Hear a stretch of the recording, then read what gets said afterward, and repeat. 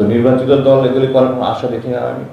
এই দল অবশ্যই সংবিধান সংশোধন হয়তো পরবর্তীতে হতে হবে, কিন্তু একটা সংস্কার এবং বিচারের পরে নির্বাচন হতে হবে। এরপরে যদি নির্বাচন হয় আশা করা যায় যে কিছুটা ভালো ফল পাওয়া যেতে পারে।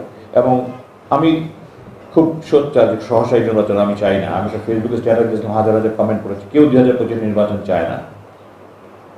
অনেকে বলেছে ডক্টর ইউনূস যতদিন বেঁচে আছে ততদিন, কেউ বলেছে 15 বছর, কেউ বলেছে 10 বছর।